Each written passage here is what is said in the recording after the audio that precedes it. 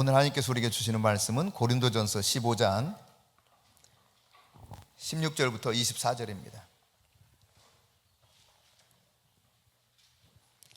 고린도전서 15장 16절부터 24절의 말씀입니다.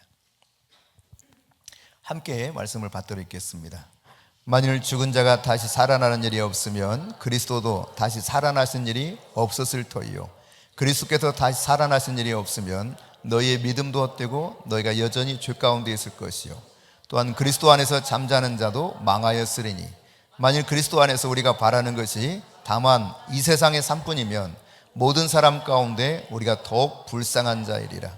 그러나 이제 그리스도께서 죽은 자 가운데서 다시 살아나사 잠자는 자들의 첫 열매가 되셨도다. 사망이 한 사람으로 말미암았으니 죽은 자의 부활도 한 사람으로 말미암는도다.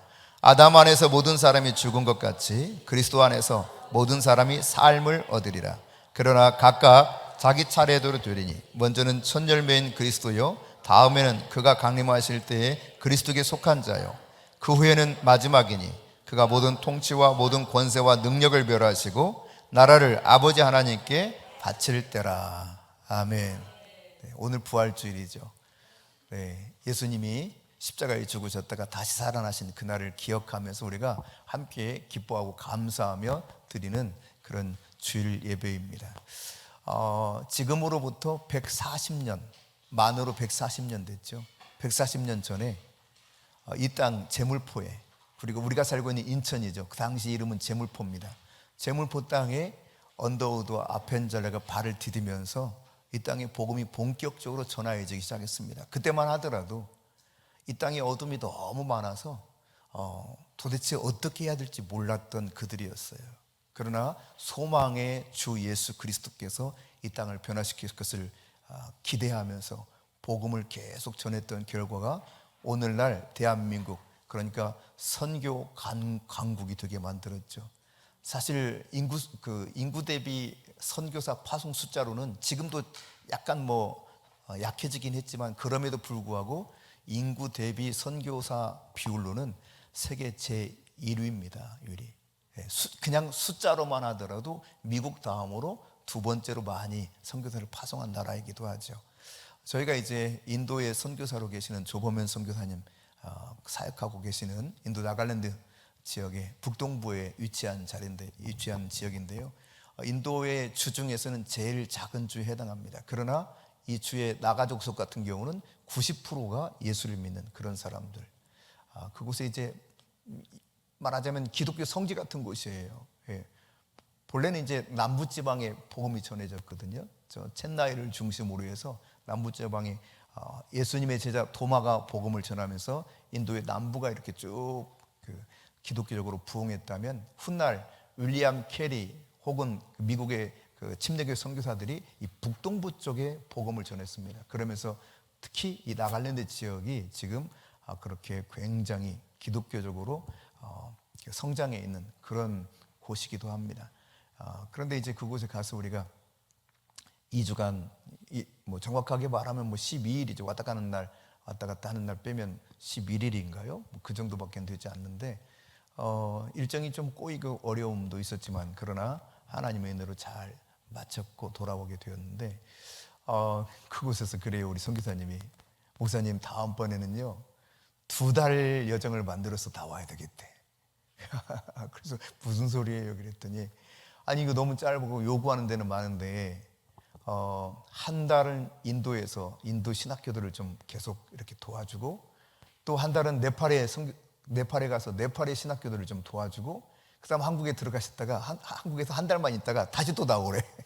그래서 3개월 통으로 이렇게 돌아가면서 하라는 거예요. 인도 한 달, 네팔 한 달, 한국 한 달. 그래서 저 목회 그럼 못해요. 그랬는데 참 하나님의 이 말씀이 선포될 때 귀 기울여 듣는, 그리고 그 말씀 안에서 변화되는 모습들을 보면 너무 귀하죠. 그들이 또 이제 목회사역을 해야 되잖아요.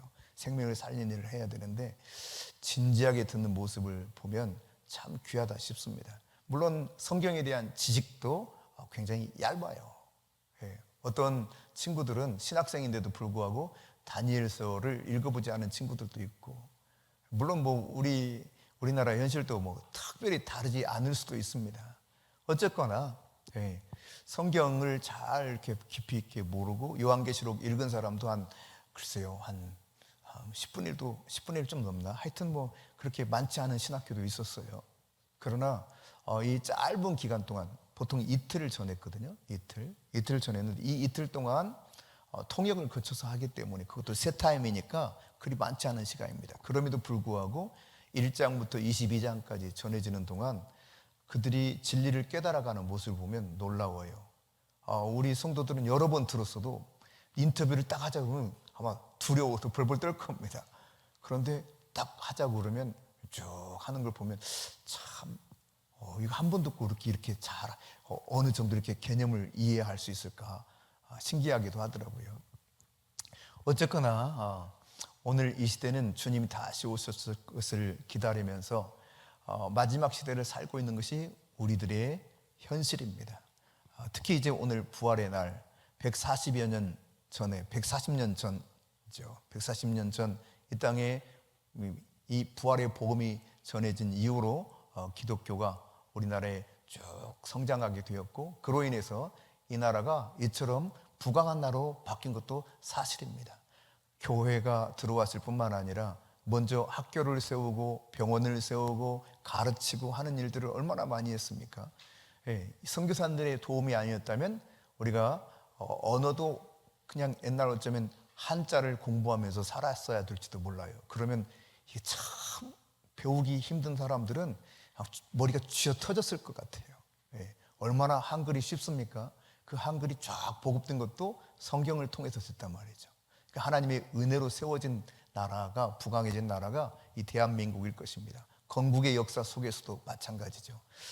오늘 이 예수 그리스도의 부활을 기념하면서 함께 예배할 때 예수님이 이 땅에 오신 성탄 그리고 예수님께서 십자가에 죽으셨던 그 사건과 더불어서 죽은 자 가운데서 사흘 만에 다시 일으키신 하나님의 은혜로 말미암아 부활하신 이것이 얼마나 기독교에 있어서 그리고 우리에게 있어서 중요한가를 우리가 깨달아야 될 것입니다.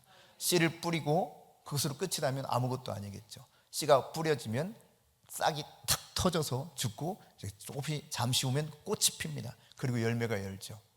그런 것처럼 예수 그리스도께서 이 땅에 보냄받은 것은 마치 하나님 나라에 대해서 어떻게 성경에서 이야기하고 있냐면 하나님 나라는 사람이 씨를 땅에 뿌린 것과 같다 그랬거든요. 근데 이 말씀과 더불어서 요한복음 15장 1절에서는 이렇게 말합니다. 같이 읽습니다. 나는 참 포도나무요 내 아버지는 농부라. 아버지가 누구예요? 하나님이십니다. 하나님이 농부라고 표현하고 있어요. 하나님이 그러면 뭔가 농부니까 씨를 뿌려야 될 거 아닙니까? 하나님 나라가 씨 뿌리는 것과 같다 그랬거든요. 하나님이 무엇은 씨를 뿌렸습니까? 생명의 씨를 뿌린 겁니다. 즉 예수님을 이 세상에 보내신 것입니다. 그러니까 예수님이 이 세상에 오신 성탄은 바로 씨 뿌리는 역사와 비슷해요. 예수님이 십자가에 고난당하신 것은 이 싹이 터서 죽어서 꽃을 피는 것과 같습니다. 그런가 하면 이 고난의 과정을 거쳐서 결국 부활하시죠.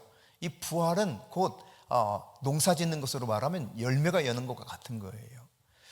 여러분 성경 안에서 볼 수 있는 바처럼 독생자를 보내신 그 하나님이 아버지 하나님이 씨를 땅에 뿌리듯이 예수 그리스도를 우리 가운데 보내주셨고 이제 마가복음 4장 28절에 보면 자 같이 읽겠습니다. 시작. 땅이 스스로 열매를 맺되 처음에는 싹이요 다음에는 이삭이요 그 다음에는 이삭의 충실한 곡식이라. 그렇습니다. 뭐 자연스러운 그 자연의 원리이지만 하나님이 이렇게 만들어 놓으셨거든요. 그러니까 씨를 뿌리면 싹이 나고 자라서 열매를 맺어요. 이것이 하나님 나라가 똑같은 그런 개념으로 이해할 수 있습니다. 영광의 하나님께서 영광의 보좌에 함께 있던 자신의 유일한 아들 예수 그리스도를 세상 가운데 보내시죠. 그래서 그는 육신의 몸을 입고 그 영광의 보좌를 떠나서 이 땅에 우리처럼 똑같이 오셨습니다. 그게 성탄이잖아요. 성탄. 거룩한 탄생. 마치 씨를 땅에 뿌리는 것과 똑같다는 이야기입니다. 그런데 예수님께서 우리가 지난 주간에 고난 주간을 지냈고 성금요일 같이 예배를 드리기도 했는데 십자가에 고난당하심으로 우리의 모든 내가 당해야 될 이 죄로 인한 저주를 그분이 다 짊어지셨어요. 그리고 십자가에서 나를 위해서 죽으셨습니다. 근데 예수님께서요, 요한복음 12장 27절에 보면 내가 이를 위해서 왔노라라는 표현을 씁니다. 도대체 무엇을 위해서 왔다는 것인가? 이 앞뒤 문맥을 보면 알 수가 있습니다. 이때만 하더라도 제자들은 굉장히 막 기대하고 있었어요. 예수님이 드디어 뭐가 되는구나, 우리가 따르던 스승이 뭐가 되는구나, 이런 생각을 하고 있을 때입니다. 특히 이제 그 앞부분에 보면 23절에 인자가 영광을 받을 때가 왔도다, 이런 표현을 쓰시거든요. 더욱이 막 이게 업이 됐을 거예요. 근데 이게 무슨 의미인가를 저들은 잘 몰랐죠. 헬라인이 소문을 듣고 예수님 찾아온 겁니다. 예수님 여러분 공생의 사역 동안 얼마나 활발하게 사역을 하셨습니까? 하나님 나라에서 가르치시고 전도하시고, 그리고 하나님 나라가 구체적으로 임하는 것을 현실의 삶 가운데 보여주셨거든요. 병든 자들이 고침을 받았습니다. 눈먼 자가 눈을 떴어요. 듣지 못한 자가 듣게 되었습니다. 걷지 못한 자가 걷게 되고요, 심지어 죽은 자도 살아났습니다. 그리고 아시다시피 오병이의 기적을 베풀기도 했어요. 이런 소문이 쫙 바닥이 퍼졌기 때문에 헬라의 사람들조차 예수님 만나러 왔어요. 그래서 빌립이 안드레에게 데려가고 안드레가 예수님께 이야기를 하지 않습니까? 그때 바로 하셨던 말씀이 그 말씀이에요. 인자가 영광을 얻을 때가 왔도다. 이 말만 딱 들으면 이 말씀의 이 배후에 숨어있는 예수님의 진짜 의도를 모르는 제자들로서는 와, 이제 우리 때가 오는구나, 이런 생각했을지 모릅니다. 근데 이 말씀의 의미가 무엇입니까? 죽으러 오셨다는 이야기예요. 죽으러. 이제 죽기 위해서 곧 이 시간이 다가오고 있다는 사실을 예수님이 이렇게 표현하신 것입니다. 인자가 영광을 얻을 때가 왔도다. 예, 그래요 여러분. 예수님이 죽는 것이 영광과 연결되어 있다는 사실을 분명하게 밝히고 있습니다. 여러분 요한복음 12장 24절에 보면 한 알의 밀이 땅에 떨어져 죽지 아니하면 한 알 그대로 있고, 그러나 죽으면 어떻게 된다고 그랬습니까? 많은 열매를 맺는다고 그랬습니다. 이것이 여러분 우리가 너무나 명백하게 알고 있는 사실입니다. 씨앗이 죽으면, 터져서 죽으면 열매가 엄청 열어요. 그러니까 이 땅에 한 알의 밀이 떨어진 것처럼 하나님께서는 세상에 독생자를 주셨습니다. 요한복음 3장 16절에 하나님이 세상을 사랑하사 이처럼 사랑하사 독생자를 주셨으니 씨를 땅에 떨어뜨리는 것과 같은 겁니다. 그러나 예수님이 이제 이 고난의 십자가를 짊어지시고 죽으시죠. 그 고난이라고 하는 것은 사실 기독교적으로 보면, 성경적으로 보면 변장된 축복의 다른 것이 아닙니다. 그러니까 고난이 온다고 하는 것은 지금 막 꽃이 핀 것과 같은 거예요. 이제 곧 열매가 여는 거예요. 풍성한 결실이 보이는 것입니다. 그러나 고난이 없으면, 꽃이 피지 않으면 열매가 열리지 않은 것처럼 고난이 없으면 영광이 있을 수가 없습니다. 반드시 이 고난을 통과해야 영광을 볼 수 있는 것이죠. 여러분 앞서 말씀을 살펴본 것처럼 한 알의 밀이 죽으면 어떻게 된다? 많은 열매를 맺는다. 여러분 눈으로 보시죠. 예. 저는 이제 시골에서 살았기 때문에 이런 그 열매 여는 모습들을 많이 봤어요. 지금은 흔히 볼 수 없는 광경들이지만 옛날에는 그냥 밭에만 심은 것이 아니라 집안에도 조금 땅이 있으면 아무데나 심어가지고 그 열게 하는 것 중에 하나가 수수예요. 수수. 수수 모르는 사람도 있을지 모르겠다. 수수. 예? 수수 하나에서 여는 그 알을 하나하나 다 떼보세요. 몇 개나 열릴까? 백동원 집사님 몇 개나 열릴 것 같아요? 수수 알맹이. 조 아시죠? 조. 노란 조그마한 조. 뭐 요즘 여러분은 그 어쩌다 한번 그냥 조를 넣어서 먹을 수 있겠지만 과거에는 조도 이렇게 많이 심었거든요. 이게 조가 이렇게 열면은 조그마한 알맹이들 착착착착 모여 있어가지고 이렇게 해서 이렇게 열거든요. 요거 하나 따가지고 알맹이 하나씩 다 떼서 보면 몇 개나 열까? 200개도 넘을 거예요. 훨씬 넘을 거예요. 얼마나 작은 알맹이가 다닥다닥 붙어 있는지 몰라요. 벼만 하더라도 벼 이삭 하나에 한 50개 정도가 연다니까요. 벼 이삭 하나에. 그러니까 한 알의 밀이 땅에 떨어져 죽으면 많은 열매를 맺는 거예요. 예수님이 십자가에서 죽으심으로 말미암아 이와 같은 놀라운 역사가 그리스도 안에서 일어나는 것을 지금 예수님이 그렇게 표현하는 것입니다. 내가 죽으면 내 안에서 엄청난 열매로 많은 사람들이 이 부활에 참여하게 될 것이다 라고 하는 것을 말씀하고 있는 거예요. 그런데 여러분, 호세아서 14장 7절에 보면, 호세아서는 사실 이스라엘 백성들이 하나님을 멀리 떠나가지고 아주 그냥 멀리 떠나서 결국은 하나님이 견디다 못해서 아수르라고 하는 제국을 통하여 진멸시켜버리지 않습니까? 이 사실들을 지금 말하고 있는 내용 중에 하나가 호세아서인데, 이 호세아서에 말씀하고 있기를, 호세아서 14장 7절 같이 읽습니다. 그 그늘 아래에 거주하는 자가 돌아올지라. 그들은 곡식같이 풍성할 것이며 포도나무같이 꽃이 필 것이며 그 향기는 레바논의 포도주같이 되리라. 여러분, 풍성하게 회복되는 그때가 올 거라는 거예요. 비록 고난이 있지만 이 고난의 과정을 통해서 저들이 하나님의 징계의 과정을 거치고 나면 풍성하게 회복되는 그때가 반드시 온다라고 하는 사실을 말씀해 주고 있죠. 여러분, 하나님께서 아브라함을 부르실 때부터 약속한 게 있습니다. 창세기 13장 16절에도 아브라함에게 약속하셨어요. 뭐라고 약속하셨느냐? 네 자손이 땅의 티끌처럼 많아질 것이라는 거예요. 땅의 티끌을 네가 셀 수 있겠느냐? 그렇게 많아질 거다. 그뿐만 아니라 15장 5절에서도 또 반복해서 약속합니다. 밖으로 데리고 나가십니다. 그걸 보여줘요. 그리고 하늘을 딱 바라보고 너 한번 별을 세보라 그래요. 별 하나, 별 둘, 별 셋 막 셌을 겁니다. 한참을 세다가 아버지 저 더 이상 못 세겠어요 했을지 모르겠어요. 그래, 세지 못하겠지. 이 셀 수 없는 무뼈들처럼 내 자손들이 많아질 것이다. 하나님께서 직접 보여주시면 그렇게 말씀하셨습니다. 이처럼 그리스도 예수 안에서 그리스도가 죽은 이 그 사건이 어떤 의미인가를 깨닫고 그리스도 안으로 들어온 자들에게는 놀랍게도 이 부활의 영광을 같이 참여할 수 있는 은혜가 계속 되리라는 거예요. 여러 사람들이, 수많은 사람들이 그렇게 될 것을 성경이 가르쳐주고 있죠. 근데 여러분, 만일 고린도전서 15장이 소위 부활장이라고 말하거든요. 부활장, 부활에 대해서 쭉 이야기하고 있어요. 1절부터 마지막 절까지. 4절부터 8절을 한번 봅시다. 자, 4절부터 8절 말씀 같이 한번 읽어보겠습니다.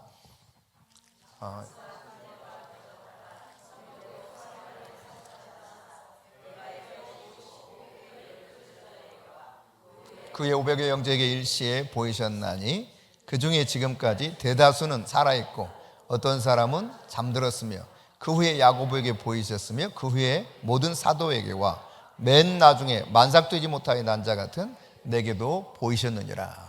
그러니까 예수님이 죽으셨다 살아나셨다는데 이것을 과연 확실하게 그렇다고 말할 수 있는 근거가 뭐냐라고 했을 때, 첫째로 성경대로 살아나셨다는 거예요. 사흘 만에. 성경대로 사흘 만에 다시 살아나셨다. 그러니까 성경에 이렇게 예언되어 있거든요. 죽었다가 다시 사흘 만에 살아날 것이다. 예수님도 그렇게 예언하셨죠. 근데 그렇게 성경대로 살아났다라고 하는 것이 1차적인 부활의 증거라는 거예요. 그러니까 여러분, 권위 있는 책의 이야기를 보면 사람들이 그 권위 때문에 책의 내용에 대해서 수긍하고 인정하죠. 맞아, 이 사람이 이렇게 이야기했으면 이거 사실이야. 그 학자가 이렇게 말하는데 이건 분명히 사실이야. 받아들이는데, 여러분, 책 중에 최고의 권위 있는 책이 무엇입니까? 최종적인 권위가 있는 것은 성경이거든요. 성경. 바이블이라고 하는 뜻 자체가 책 중에 책이라는 뜻이에요. 책 중에 가장 뛰어난 책, 그런 의미가 바이블, 성경이라는 뜻입니다. 그러니까 최고의 권위가 있는, 최종적인 권위가 있는 성경이 뭐라고 말하느냐? 예수가 죽었다가 사흘 만에 살아난다고 말씀하는데 그 성경대로 진짜 부활하셨다. 이게 부활하신 증거다. 근데 여러분, 성경을 믿지 않는 사람은 어때요? 무슨 허튼 소리 하고 있어. 자기들 이야기가 말하는 거, 자기들 이야기가 맞다고 우게 돼. 이렇게 생각할 수 있겠죠. 근데 바울이 곧장 이어서 부활의 확실한 증거를 이야기하고 있어요. 먼저 부활하신 예수님이 게바, 즉 베드로에게 나타났다는 거예요. 뿐만 아니라 12 제자에게 나타나고 더불어서 500의 형제에게 일시에 나타났다.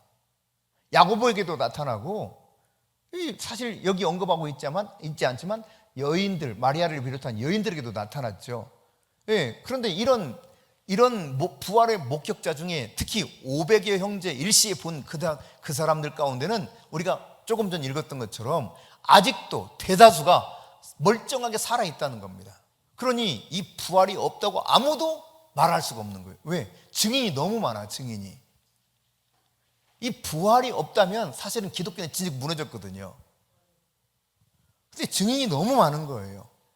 부활을 아무리 부정할래야 부정할 수 없는 확실한 증거 중에 하나가 대다수의 증인들이 살아서 확실하게 이것을 맞아, 예수님 부활하셔서 이걸 말해주고 있기 때문인 것이죠.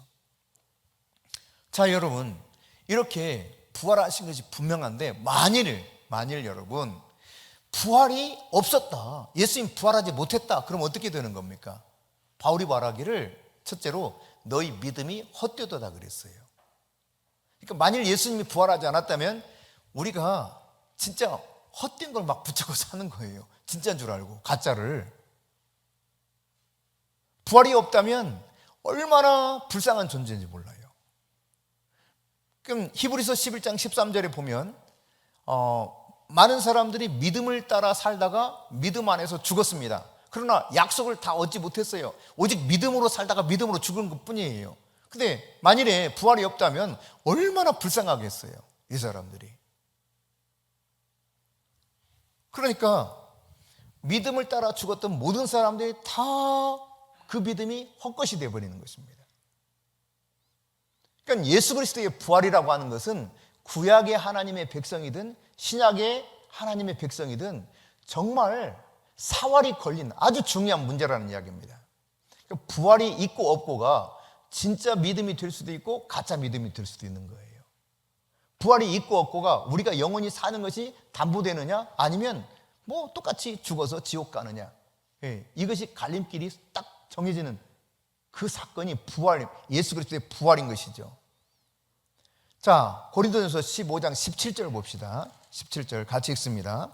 그리스도께서 다시 살아나신 일이 없으면 너희의 믿음도 헛되고 너희가 여전히 죄 가운데 있을 것이요. 자, 우리의 믿음이 헛될 뿐만 아니라 두 번째로 뭐가 문제가 되느냐, 여전히 죄를 해결받지 못하고 죄인으로 있을 거라는 거예요. 나 죄 해결받은 줄 알았는데, 나 빚을 다 청산 다 된 줄 알았는데 누가 나를 빚을 다 갚아줬다고 그래가지고 그냥 숨어 살다가 빚이 없는 줄 알고 그냥 당당하게 갔다가 그냥 덜커덕 붙잡혀서 감옥에 갇힌 꼴이 되는 거하고 똑같은 거예요. 사기친 사람이 돼버리는 거죠.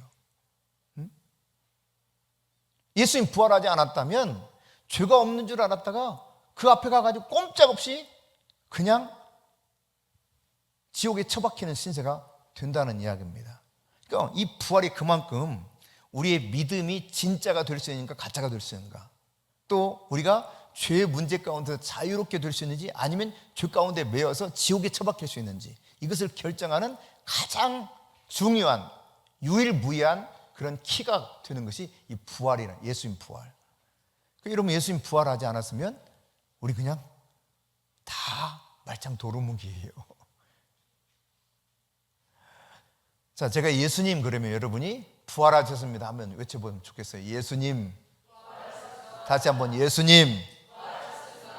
예수님 부활하셨습니다. 이 부활이 있기 때문에 우리의 믿음이 진짜 믿음이 될 수 있는 거고, 능력 있는 믿음이 될 수 있는 거고, 이 부활이 있기 때문에 우리의 죄 문제들이 확실하게 해결됐다고 하는 확증이 있는 거예요.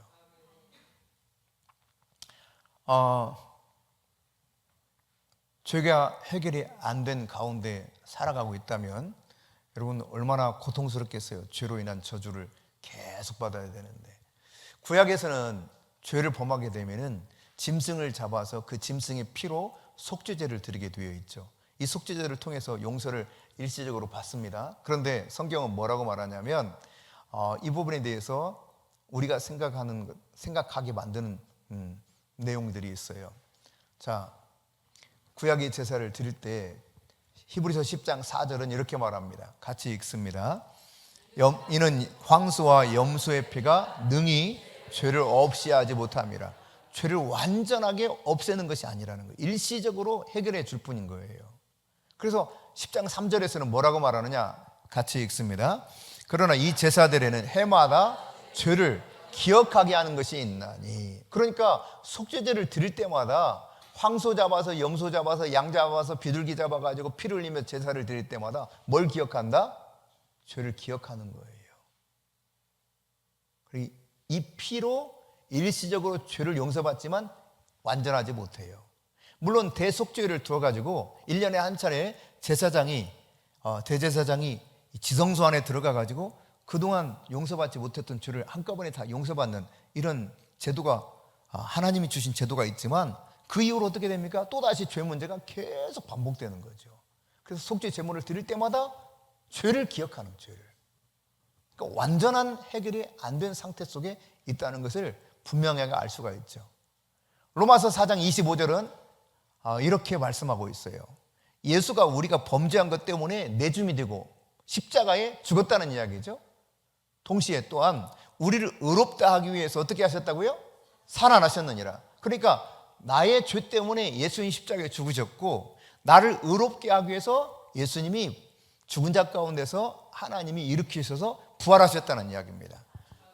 의라고 하는 이 단어 자체가 말씀드린 바 있지만 본래 하나님께만 적용되는 단어예요. 디카이오시네.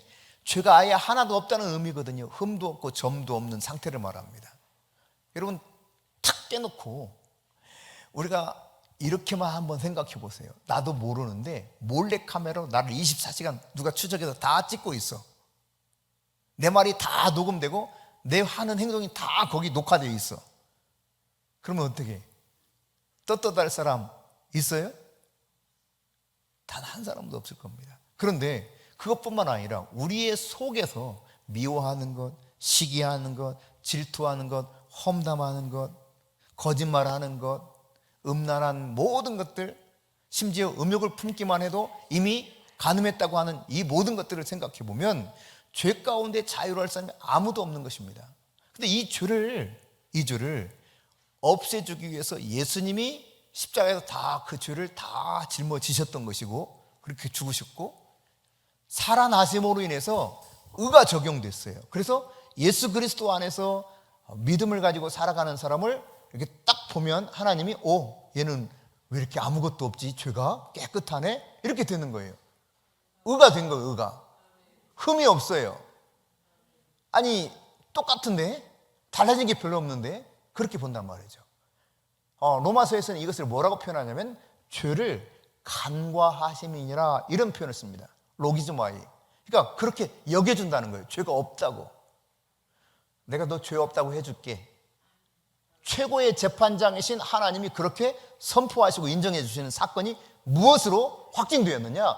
예수님 부활하심으로 이것이 확인됐다는 이야기. 할렐루야.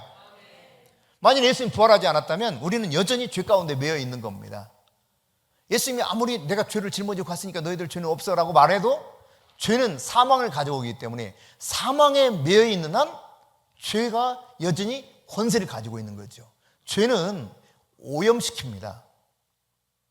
죄가 점점점 막 오염시키면서 확장돼요.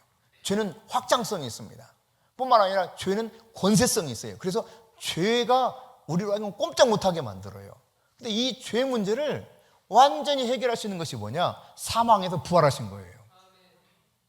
예수님 부활하심으로 이 죄 문제가 완전히 해결됐다는 하는 사실을 만천하에 공포하신 것입니다. 이것을 믿는 모든 이들에게 동일한 은혜가 적용된다는 사실이에요. 그래서 너희들이 그리스도 예수 안에 의가 되었다 말하는 것입니다. 고린도서 5장 21절에 보면 죄가 없는 그분이 죄가 되신 것은 우리로 하여금 그리스도 예수 안에서 의가 되게 하려 하심이라 그랬거든요.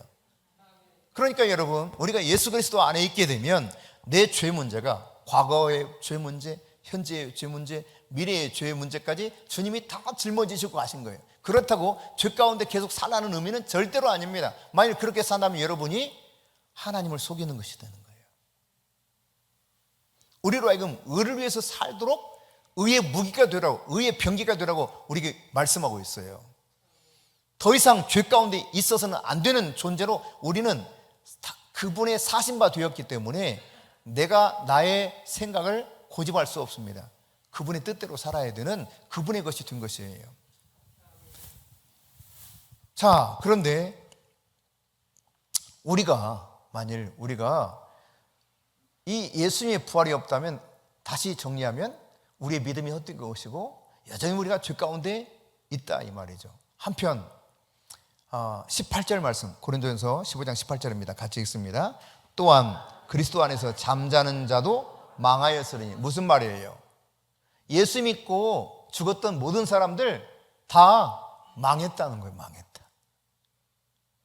멸망하다, 파괴하다, 그런 뜻이거든요.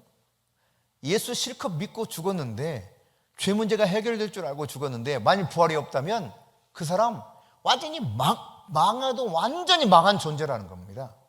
그러니까 소망이 전혀 없는 존재라는 거예요. 그러나 여러분, 예수님 부활하셨거든요. 만일 부활이 없고 우리의 내세가 없다면, 우리가 특히 복음을 믿고 복음을 증언하다가 이 복음 때문에 죽은 자리에 있다면 얼마나 불쌍한 존재가 되겠어요. 그래서 오늘 본문 19절에 뭐라고 말씀하느냐, 만일 그리스도 안에서 우리가 바라는 것이 다만 이 세상의 삶뿐이면 모든 사람 가운데 뭐라고요? 우리가 진짜 불쌍한 자라는 거예요. 내세가 있습니다. 영원히 사는 내세가 있어요. 그 내세가 있는 믿음 안에서 우리가 살고 있는데, 이게 없다면 정말 불쌍한, 저나 여러분이나 너무 불쌍한 자예요. 지금 소위 세상 말로 가스라이팅 당해가지고 헛된 것에 빠져서 이상한 지금 이교 집단에 지금 우리가 살아가고 있는 꼴이 돼버리는 거예요. 신천지에서는 이만희를 믿어야 영생 부활한다고 그러죠. 하나님의 교회에서는 안상홍을 믿어야 되는데 안상홍 할아버지가 죽어버렸어요. 라면 먹다 죽은 것으로 알려졌습니다. 신이 라면 먹다 죽었습니다. 그런데 이제 또 할머니 안산홍의 부인이죠, 장길자 하나님 어머니를 믿어야 구원을 받는다 그래요. 영생 불사한다고. 기가 막힌 일이죠. 그렇게 믿고 살다가 죽으면 어떻게 되겠어요? 당연히 지옥 인생 될 수밖에 없는 거죠. 왜? 그들은 부활이 없기 때문에. 예수만이 무덤이 없습니다. 빈무덤입니다. 예수만이 시신을 찾으려야 찾을 수가 없어요. 예수가 사망 권세를 깨뜨리고 부활하셨습니다. 그렇기 때문에 그리스도 안에서 잠자는 자, 즉 예수를 믿고 죽었던 자들에게도 소망이 있는 것입니다. 자, 여러분, 20절 말씀에 보면은 분명하게 기록하고 있기를, 그리스도께서 죽은 자 가운데 다시 살아나셔서 누구의 첫 열매가 되셨다? 네, 죽은 자들의 첫 열매가 되셨다는 거예요. 여러분, 열매가 하나 딱 열면 그 다음 어때요? 다른 이 똑같은 곡식에서 다 열매가 옵니다. 오이를 심어보면 오이 꽃이 피기를 기다려요. 그래서 오이가 꽃이 펴가지고 수정이 되잖아요. 조그만하게 이제 오이가 달리기 시작합니다. 하나가 있으면 어느새 옆에서도 또 이렇게 생겨요. 네. 하나가 열매가 있으면 이 하나로 끝이 아니죠. 수정이 되는 만큼 계속 열매가 열리는 거예요. 수정이 안 되면 열매가 안 열려요. 그러니까 믿지 않으면 열매가 없는 것도, 부활의 열매가 없는 것도 똑같아요. 믿어야만 부활의 이 첫 열매이신 예수님에 뒤따라서 부활이 있는 거예요. 수정이 돼야만 열매가 열리는 것처럼 우리가 그리스도 예수에게 연합될 때에만, 부활하신 예수님에게 연합될 때에만, 다른 말로 말하면 예수 그리스도를 내가 영접할 때에만 그분과 합하여서 의가 되고 부활의 열매로서 나타나는 그런 삶을 살 수 있는 것입니다. 그는 첫 열매가 되셨습니다. 첫 열매. 그러나 첫 열매가 되셨도다, 이 말은 부활의 문을 활짝 열어버렸다는 것입니다. 이제 예수님 통해서 부활하는 생명들이 계속 나온다는 이야기죠. 구원의 문이 열렸다는 의미하고 같은 뜻이에요. 그런데 성경은 뭘 말하냐면, 예수님께서 요한복음 19장 30절에 보면 십자가에 달리셨을 때 이런 표현 쓰거든요. 내가 다 이루었도다. 네. 다 이루었도다. 테텔레스타이 외칩니다. 그러니까 이 세상에 문제들이 참 많아요. 죄 때문에 온 모든 문제들, 저주의 문제들 너무 많습니다. 이것을 다 주님이 십자가에서 다 담당하시면서 표현하시기를 내가 다 이루었도다 선포하셨어요. 근데 여러분 생각해 보세요. 만일 예수님 부활하지 않았다면 완전 헛소리하고 죽으신 거죠. 그렇죠? 무슨 다 이루긴 다 이루, 뭘 다 이루? 지도 죽었으면서 이렇게 되겠죠. 그러나 예수님 부활하심으로 진짜 다 이뤘다고 선포하신 그 말씀이 그대로 성취된 것입니다. 마태복음 27장 51절 말씀에 보면은 같이 한번 읽어볼까요? 이에 성소 휘장이 위로부터 아래까지 찢어져 둘이 되고 땅이 진동하며 바위가 터지고 이때에 죽은 자들 가운데 살아나는 일도 있었어요. 마태복음 보면 그렇게 기록하고 있습니다. 근데 여러분, 예수님이 지금 십자가에서 죽는 그 순간을 이렇게 표현하고 있어요. 성소에서 그 순간 휘장이 찢어졌다는 거예요. 성소와 지성소 사이에 휘장이 있었잖아요. 이 휘장이 찢어진 겁니다. 이 휘장이 얼마나 단단하게 짜여져 있는지 인간이 아무리 달려도 찢으려고 찢을 수가 없습니다. 뭐 이런 표현까지 하시는 분은 있어요. 코끼리 2마리가 잡아다녀도 안 찢어질 정도로 질기다는 거예요, 휘장이. 그런데 여러분, 이 휘장이 위에서부터 쫙 갈라져 찢어져 버립니다. 아래에서 누가 인위적으로 찢은 것도 아닙니다. 저 위에서부터 갑자기 쭉 찢어져요. 무슨 의미입니까? 죄 때문에 하나님과 관계가 가로막혀서 하나님께 나아갈 수 없었던 상황이었는데 이제는 그리스도 예수의 보혈을 의지해서 누구든지 아버지 앞에 나가서 얼마든지 그분의 임재를 누릴 수 있고 그분과 교제할 수 있고 그분과 함께 할 수 있다는 이 은혜의 장이 활짝 열렸다는 이야기입니다. 다른 말로 구원이 확실하게 성취됐다는 것을 알 수 있는 사건이 바로 이것을 통해서 이루어졌죠. 예수님께서는 요한복음 10장 9절에 내가 양의 문이다 그랬습니다. 그래서 내가 문인데 누구든지 나로 말미암아 들어가면 구원을 받고 또는 들어가면 나오면 꼴을 얻으리라 그랬거든요. 구원을 얻을 뿐만 아니라 우리에게 풍성한 꼴을 약속해 주신 분이 예수님이시고 그분은 구원의 문이 되셨다는 사실을 분명히 선포하고 있습니다. 이 모든 것들이 그대로 성취된 것입니다. 그런데 이 부활이 오늘 본문 23절 24절을 한번 봅시다. 같이 읽습니다. 그러나 각각 자기 차례대로 되리니 먼저는 첫 열매인 그리스도요 다음에는 그가 강림하실 때 그리스도께 속한 자요 그 후에는 마지막이니 그가 모든 통치와 모든 권세와 능력을 멸하시고 나라를 아버지 하나님께 바칠 때라. 아멘. 여러분, 부활의 순서를 이야기하고 있죠. 각기 차례대로 이렇게 부활할 거라는 거예요. 먼저는 첫 열매인 그리스도다 그랬어요. 예수님이 부활하셨고 그 다음 두 번째는 누가 부활한다고요? 그리스도 안에서 잠자는 자들이요, 강림하실 때. 그럼 예수님이 다시 이 땅에 오시는 그 재림의 때에 예수 믿고 죽었던 자들이 부활한다는 이야기입니다. 이게 이제 예수님 다음으로 부활할 사람들이고 마지막 한 차례 더 부활을 언급하고 있는데 그때는 언제냐고 24절에 있는 것처럼 마지막 때라는 거예요. 마지막 때. 모든 통치, 모든 권세, 능력을 다 멸하시고 나라를 아버지 하나님께 예수님이 완전히 드리는 그때, 이때가 바로 천년왕국이 끝나는 때를 말하고 있죠. 그러니까 천년왕국 때에도 성경에 보면은 시집도 가고 장가도 가고 먹고 마시고 일도 하고 다 그래요. 그런데 인간의 수명이 지금처럼 7, 80 많이 살아야 100세 이거 아니라 적게 살아야 100세야. 근데 적게 살면 100세를 사는데 저주를 받은 사람만 이 100세를 산다 그랬어요. 나머지는 나무처럼 수완이 많아진다 그랬습니다. 여러분, 고령의 나무들을 보죠. 그러니까 이 구약 초창기에 900년 살고 막 조금 산 게 에녹 같은 경우 365살 살고 하늘로 승천했죠. 그렇지 않고는 뭐 600세, 700세, 800세, 900세 막 이렇게 살았어요. 무드셀라 같은 경우는 심지어 1000년에서 조금 모자랍니다. 969세. 그러니까 천년왕국 시대에 막 돌입해가지고 태어난 애가 혹시 1000살을 채울지도 모르겠어요. 그래서 최장수 무드셀라를 뛰어넘는 그런 사람이 혹시 생길지도 모르겠어요. 왜? 그러나 죽는단 말이죠. 예수를 믿고 이 천년왕국 시대에 죽는 자들이 있는데 그들이 마지막으로 부활할 것이다 라고 하는 것을 말씀하고 있습니다. 분명한 것은 예수 믿고 죽었던 모든 자들이 부활한다는 이야기입니다. 물론 예수 믿지 않고 죽었던 자들도 심판의 부활을 받는 것을 분명히 성경이 증거하고 있지만 부활이 다르죠. 영생의 부활과 영벌의 부활로 갈라지는 거예요. 오늘 여러분, 예수님이 우리를 위해서 십자가에서 모든 죄를 짊어지시고 죽으시고 이제 예수님께서 다시 부활하심으로 말미암아 그 안에서 영생을 누릴 수 있는 이 길을 활짝 열어놓으셨다는 사실을 성경이 증거하고 있고 500여 형제들 가운데 부활을 목격한 그들 가운데 여전히 지금 살아있고 그래서 전혀 이 믿음이 헛것이 안 된다고 하는 사실을 확증해 주고 있습니다.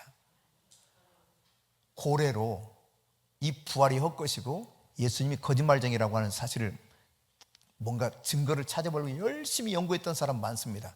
그럼에도 불구하고 이 부활에 대해서 지금 어느 누구도 부인을 못해요. 과학적으로 부인을 못합니다.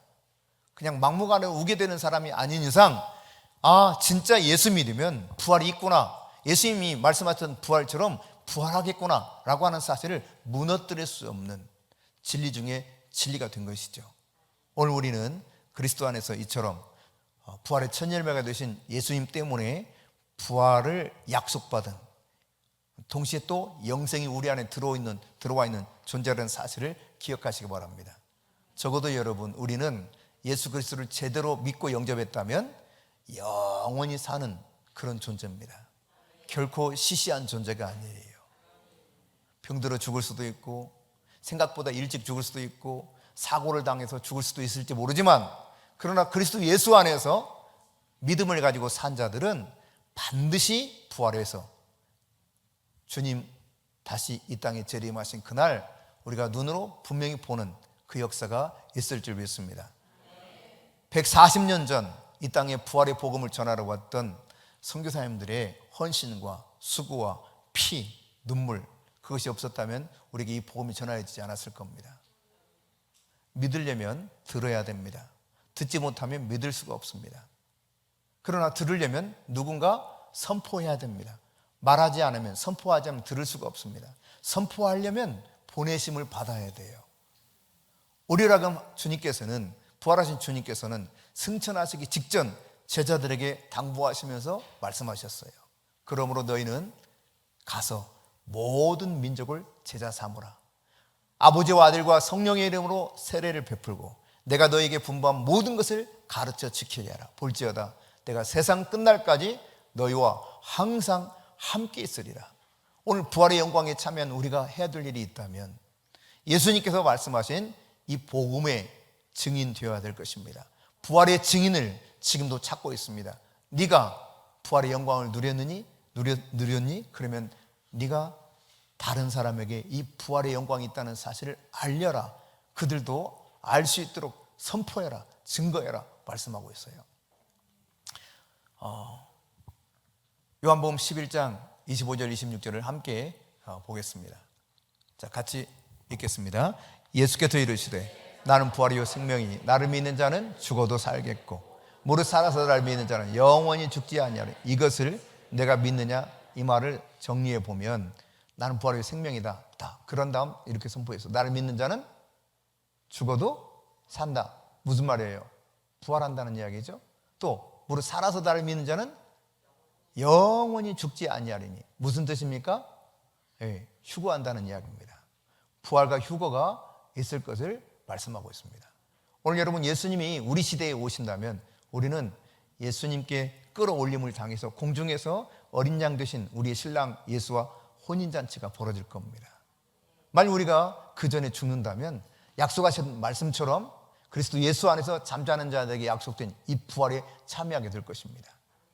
오늘 이 복음을 통해서 죄를 용서받고 영생을 약속받은 그리스도인이 어떻게 살아가야 될 것인가를 다시 진리의 말씀 앞에서 기억하고 이 진리의 복음을 전할 수 있는 저와 여러분이 되실 수 있기를 바랍니다.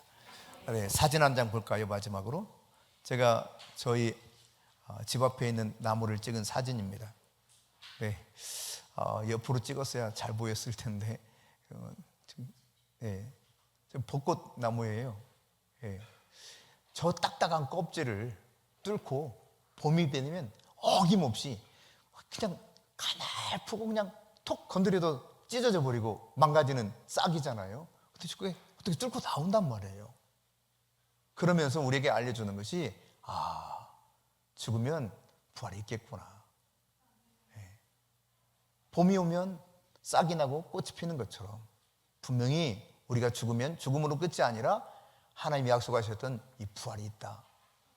예, 분명히 그렇게 있을 겁니다. 6월절이 지나고 이제 초실절이 되면 그가 처음 열매 거두고 이 제사장이 하나님 앞에 그 초실 열매를 드린 이후에 이스라엘 모든 사람들이 야, 우리 이제 추수할 수 있겠구나 하는 것처럼 부활의 첫 열매가 되신 예수님, 그분으로 인해서 우리가 예수 그리스도 안에서 이 부활의 영광에 참여할 수 있게 된 놀라운 특권을 누린 그리스도인이 되었다고 하는 것, 여러분이 가슴 벅차게 생각하고 감사하면서 이 부활의 복음을 부지런히 선포하고 증거하면서 제자 삼을 수 있기를 바랍니다.